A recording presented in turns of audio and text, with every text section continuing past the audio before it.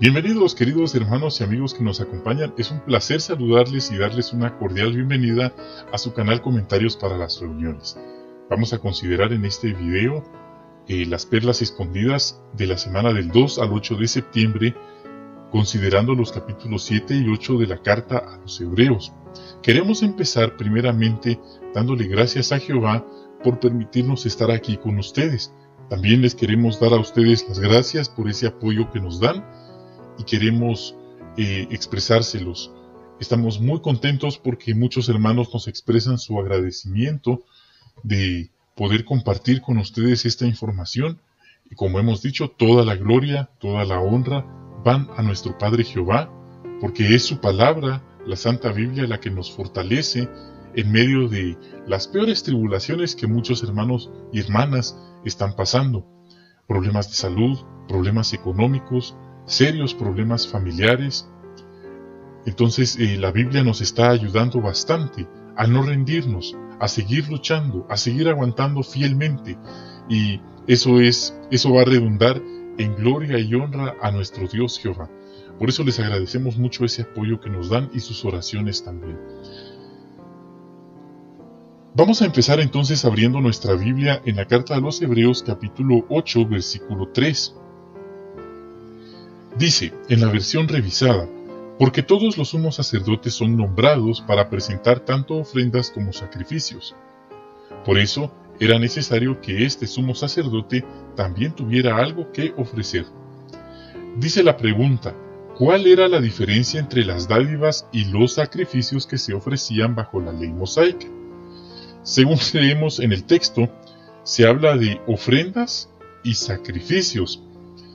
La diferencia, podemos decirlo de forma sencilla, era el motivo con el que se realizaban. Esa es la diferencia, esa era la diferencia. Las dádivas se hacían por agradecimiento, por afecto y aprecio. Hasta se podían hacer para conseguir la amistad de alguien, el afecto de alguien. Entonces, ahí está. Pero los sacrificios se hacían como compensación, o como una reparación por los pecados cometidos. Era una obligación realmente, y la ley era muy específica en cuanto a este tipo de sacrificios según el pecado cometido. Entonces ahí está la diferencia entre dádivas y sacrificios, el motivo con el que se realizaban. Siguiente.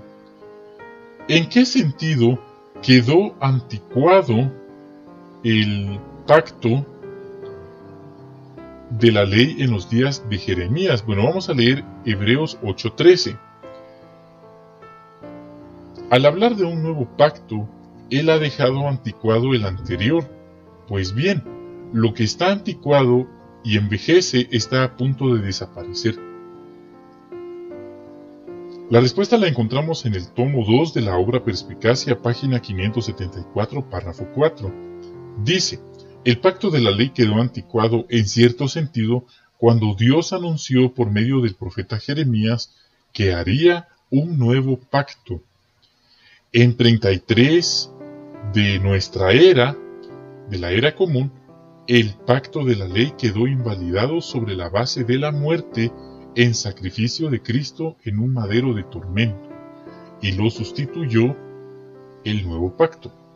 Entonces, en ese sentido, quedó anticuado, porque ya no iba a ser, por así decirlo, por medio de sacrificios de animales y un sacerdote humano, sino, y lo quedó anticuado, pues entró en vigencia, se ofreció el sacrificio perfecto de la vida perfecta de nuestro Rey Jesucristo, y él, resucitado en el cielo, llegó a ejercer la función de sumo sacerdote. Entonces definitivamente ya no era necesario el pacto anterior, el sistema anterior. Entonces ahí estamos con esas dos preguntas. Ahora, queridos hermanos, abramos nuestra Biblia y leamos juntos lo que dice en Hebreos 7:21. Allí en Hebreos 7:21 leemos que vamos a empezar con la tercera pregunta. ¿Qué le ha enseñado sobre Jehová la lectura bíblica de esta semana? Dice, Porque de hecho hay hombres que se han convertido en sacerdotes sin un juramento, pero este hombre se ha convertido en sacerdote por un juramento que le dijo Jehová, ha jurado, y no cambiará de opinión, tú eres sacerdote para siempre. Este texto me enseña que Jehová nunca sentirá pesar por haber constituido a su Hijo Jesucristo como sumo sacerdote a la manera de Melquisedec. Aquí el apóstol Pablo está citando las palabras del salmista. Jehová ha jurado y no sentirá pesar. Tú eres sacerdote hasta tiempo indefinido a la manera de Melquisedec.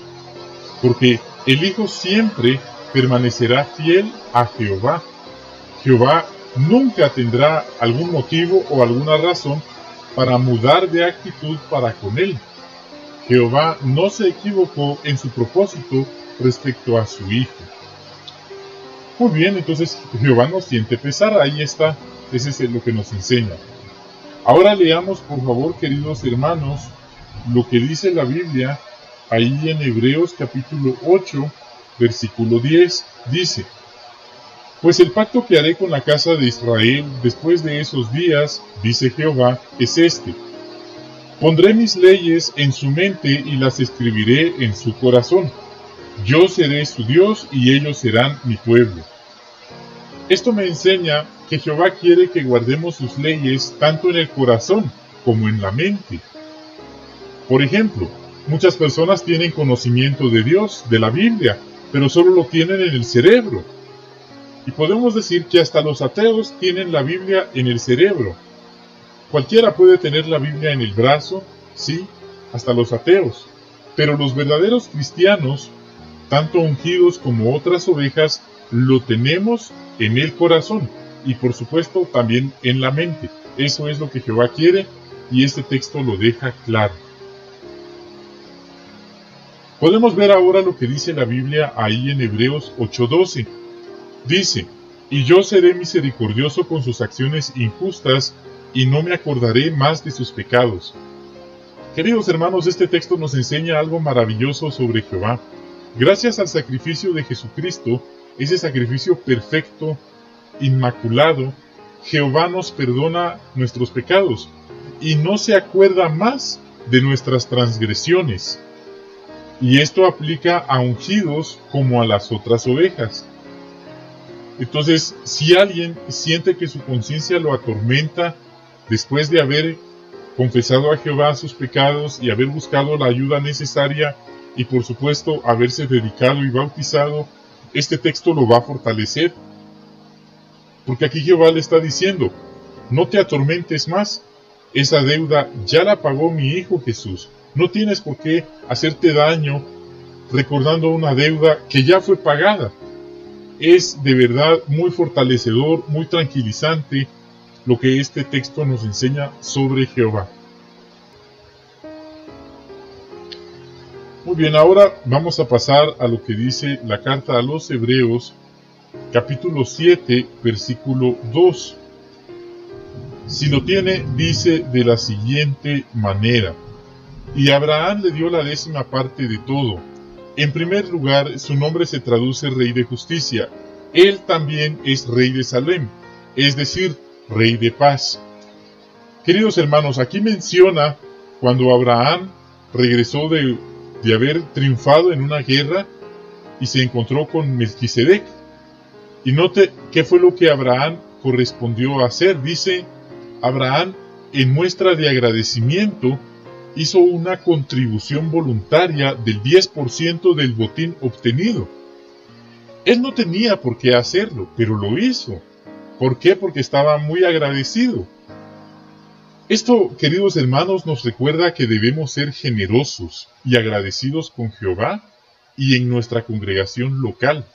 Es verdad que no se pide el diezmo en las congregaciones, pero es bueno recordar que hay gastos que cubrir, como el pago de la energía eléctrica, el agua potable, gastos rutinarios como gastos de mantenimiento, entiéndase papel sanitario, jabón para manos, lámparas que hay que cambiar, etc. Por eso Jehová nos bendice y por supuesto que no hay una ley, no hay ninguna carta que nos ordene que tenemos que dar una contribución forcivoluntaria, pero Jehová bendice nuestra generosidad cuando nosotros imitamos a Abraham y aportamos generosamente, contribuimos voluntariamente y de buena gana en nuestra congregación. Sí, allá en la caja de contribuciones pues hay una entrada para gastos de la congregación y ahí pues podemos realizar con mucho gozo, con mucha alegría en secreto nuestra contribución imitando a Abraham. Sin duda, Jehová bendice esos esfuerzos que realizamos. Queridos hermanos, ahora podemos ver lo que dice Hebreos 7:3. Dice: al estar sin padre, ni madre, ni genealogía, ni principio de días, ni fin de vida, pero al haber sido hecho parecido al Hijo de Dios, Él sigue siendo sacerdote para siempre. Muy bien, aquí está hablando de Melquisedec, pero ahora podemos ver lo que dice también el versículo 4. Fíjense en lo importante que era este hombre al que Abraham, el patriarca, le dio la 10ª parte de lo mejor del botín. Queridos hermanos, esa expresión patriarca que nosotros leemos significa cabeza de familia. Entonces, aquí habla que Abraham era cabeza de familia. La Biblia habla de lo bien que Abraham dirigió a su familia. Y la clave era que Abraham escuchaba y obedecía a Jehová. Por ejemplo, al tener una diferencia con la esposa Sara, ellos discutieron sobre un asunto de la esclava Agar, pero Jehová le dijo a Abraham que escuchara la opinión de su esposa Sara, y Abraham lo hizo. Esto nos enseña un principio fundamental: los cabezas de familia serán eficaces si escuchan el consejo de Jehová y por supuesto lo que opina su esposa al respecto, evitando así el machismo. Jehová bendice a esos patriarcas, por así decirlo, esos patriarcas modernos o cabezas de familia que se esfuerzan por imitar a Abraham, escuchando el consejo de Jehová, escuchando a su esposa y evitando el machismo. Queridos hermanos, veamos ahora lo que dice Hebreos 7:5. Es verdad que según la ley, los hijos de Leví, que son nombrados sacerdotes, tienen el mandato de cobrarle el diezmo al pueblo, es decir, a sus hermanos, aunque estos son descendientes de Abraham. Notamos aquí, queridos hermanos, que el diezmo lo cobraban los hijos de Leví. ¿Y notó usted de qué trabajaban ellos? Dice que el texto eran sacerdotes en el templo de Jerusalén. Este texto puede sernos de valiosa utilidad para razonar con personas sinceras en el territorio, en el servicio del campo, acerca de que el diezmo moderno es una estafa, es un fraude, es un robo. Pues los pastores de las iglesias, en primer lugar, no son levitas, ni son sacerdotes en el templo de Jerusalén. Sencillamente por eso es impensable lo que ellos están haciendo de torcer las escrituras, pues el texto que acabamos de leer dice que solamente tenían ese derecho los hijos de Leví, que eran sacerdotes en el templo de Jerusalén. Y sabemos que hoy el templo de Jerusalén pues es algo así como una ruina histórica, pero no están trabajando ahí los sacerdotes. Entonces, este texto puede ayudarnos a razonar, como dije, con personas sinceras. Bien, pasemos ahora a lo que dice Hebreos 7:22. Dice: Jesús se ha convertido, por tanto, en la garantía de un pacto mejor. Aquí dice que Jesús ha venido a ser dado en garantía. Otra expresión para garantía es fianza. Y esta expresión en griego es enguíos. ¿Sí? Entonces, este es el único uso en la Biblia de enguíos, es decir, garantía o fianza. El Nuevo Diccionario Internacional del Nuevo Testamento dice: el enguíos, es decir, la fianza o la garantía, garantizaban el cumplimiento de una obligación jurídica. De modo que Jesús, como mediador del nuevo pacto, sirve como garantía legal o jurídica de la realización de una esperanza mejor. ¡Qué interesante! Veamos por favor lo que dice ahora la Biblia en Hebreos 7:25. Dice: así que Él también está capacitado para salvar por completo a los que se acercan a Dios mediante Él, porque siempre está vivo para interceder por ellos. Queridos hermanos, aquí notamos que Jesús puede interceder de forma comprensiva a favor de aquellos que se acercan a Dios mediante Él. Esto no quiere decir que debamos orar a Jesús y que Él, por así decirlo, reenviará nuestra oración. Más bien, quiere decir que oramos a Dios en el nombre de Jesús, reconociendo de esa forma su autoridad. Entonces, por eso es importante siempre orar en el nombre de Jesús, ya sea al principio de la oración y al finalizar la oración decimos en el nombre de Jesús.